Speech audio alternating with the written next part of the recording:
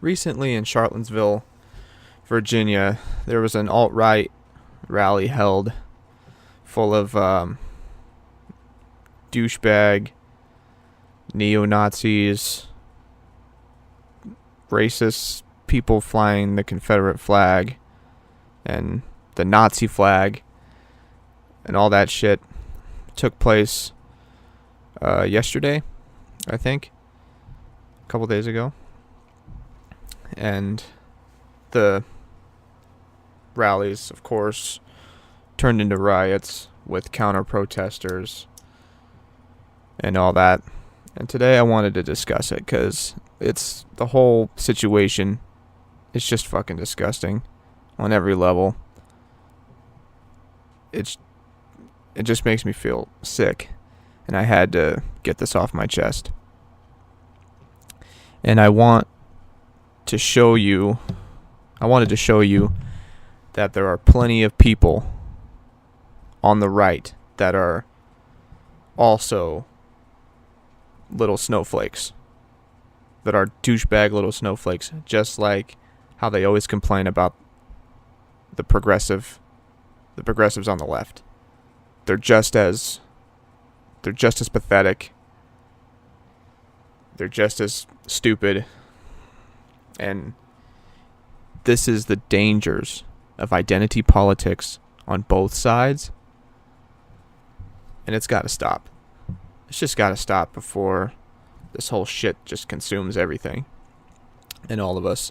And as someone like me, who is an individualist, a true liberal, I got to speak up about this. And it was an event called Unite the Right, and it was sponsored by Richard Spencer. Yeah, that white nationalist douchebag.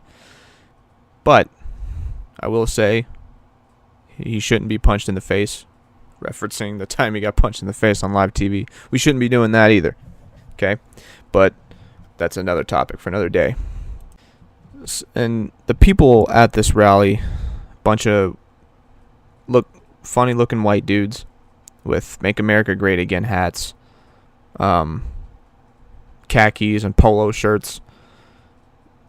And on the night before, they were roaming the streets with tiki torches. They all looked like douchebag frat boys who just looked, it was pathetic. I don't know any other way to describe it. They all looked like pathetic little snowflakes. That's what they were. They were triggered by all the microaggressions. I don't know any other way to describe it. And during the day, they were even flying actual Nazi flags, and there was a dude who had an Adolf Hitler quote plastered on the back of his shirt. And it wasn't, and there was also actual KK members there too, with, the Klansman robes and all that shit. And it was just a pitiful display of identity politics. Again. And it's not right on either side. It's annoying. It's wrong. It's counterproductive. It really doesn't help anyone. And then sadly, at one point, someone drove their car into a crowd of the counter-protesters, and from what I saw on the news, it said that at least one person was killed. So, and a few others were injured. So, it turned very violent. It wasn't good. It was a disgusting event. I had no choice but to say something. It was eating me up last night. And this is also an example of real racism, and not the racism SJWs want to point out, like there wasn't a black person in a certain video game or a black person in a certain movie. That's all of a sudden racist. This was real racism right here.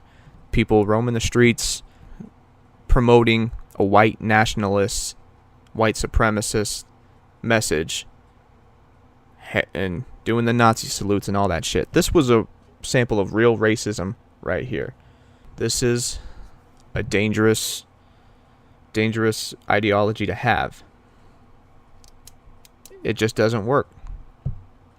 I'm sick of the identity politics on both sides. Richard Spencer's a fucking douchebag. David Duke's a fucking douchebag. But the next part I want to talk about was all the shit I saw on Twitter about how this was a result of Trump's rhetoric.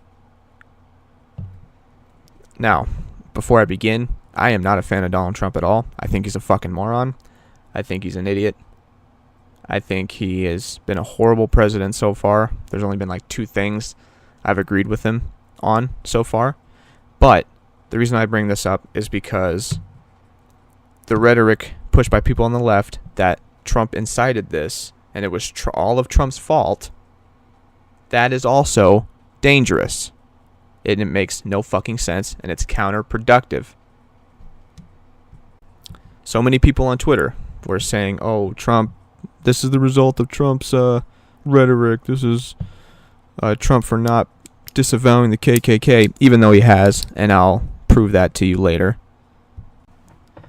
Yeah, there was people actively on Twitter trying to also pin this on all Trump supporters, which is just ridiculous. It's fucking stupid. And all it's going to do is cause more problems, create more division.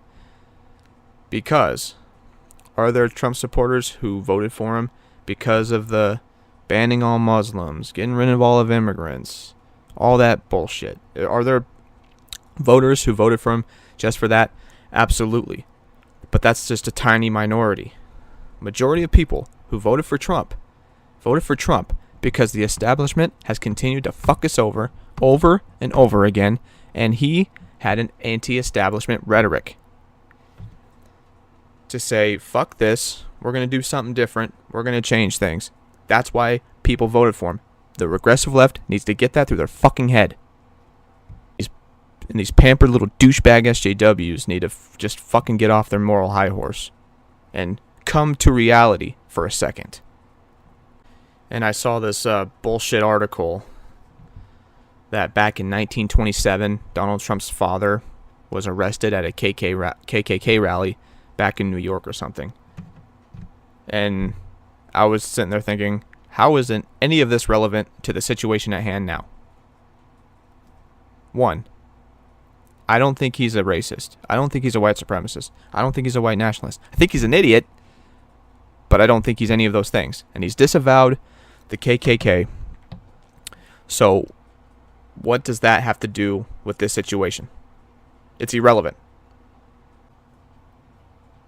This is what Donald Trump has had to say about the KK in the... I've rejected David Duke. I've rejected the KKK, the Ku Klux Klan. From the time I'm 5 years old, I rejected them. What do you see as the biggest problem with the Reform Party right now? Well, you've got David Duke just joined, a bigot, a racist, a problem. I mean, this is not exactly the people you want in your party. You characterize in more words than one David Duke. David Duke is a bad person who I disavowed on numerous occasions over the years. I will not stop until we fight a man that chooses not to disavow the KKK.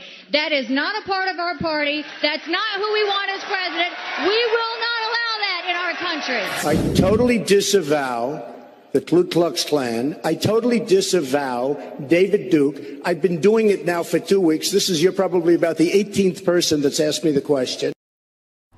So I just showed you evidence that Donald Trump has disavowed the KKK in the past. What are you going to do with that rhetoric now? It's a question I would like to know the answers to.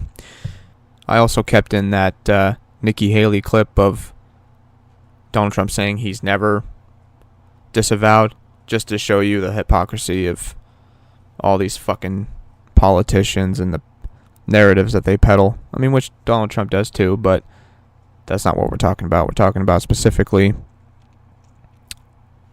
the KKK and his and him devouring it, and the mainstream media's constant peddling of narratives that aren't true.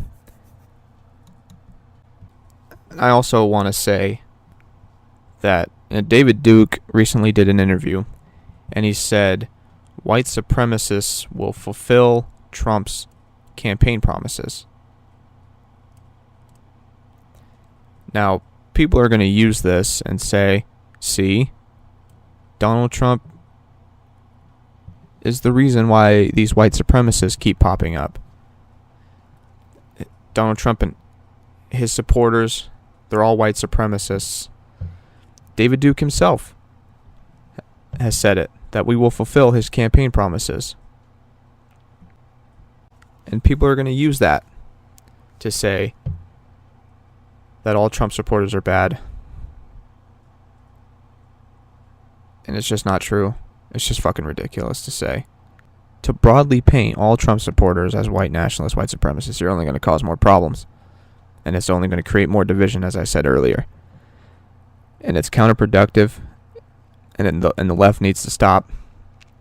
It's not working. It's not helping. Okay? It's not helping.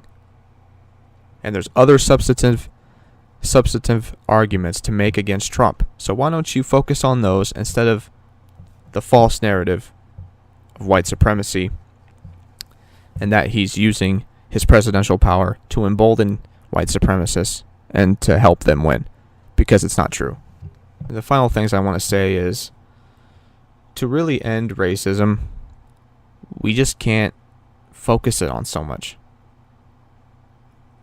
On some level in us, we just can't give a fuck about what another person's skin color is. It doesn't help anything. It only creates more division, and it's not helping the racial wounds we still feel today. We just gotta all calm down and stop focusing on arbitrary reasons about ourselves and about each other, and stop making judgments based upon those reasons. That's how you really end racism. Because racism will never end. That's just a fact of life. But we can make it to where we don't have to worry about it that much, because we don't care what other people's skin color is. We judge them by the content of their character and not the color of their skin. I think a great man once said that. So,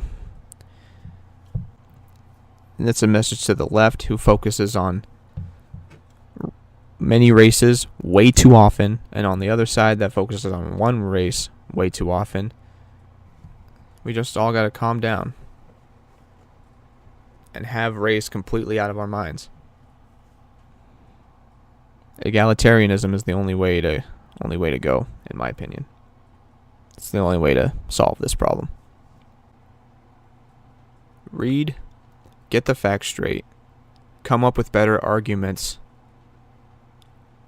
to use against Donald Trump, or else his odious policies will win. Because the media is not going to focus on it. We got to bring attention to his odious policies ourselves. But other than that, I hope everyone's alright over there at Charlottesville. And I hope we can start moving forward.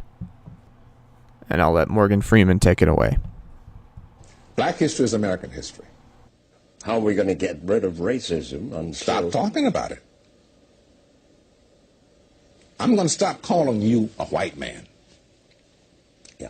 And I'm going to ask you to stop calling me a black man.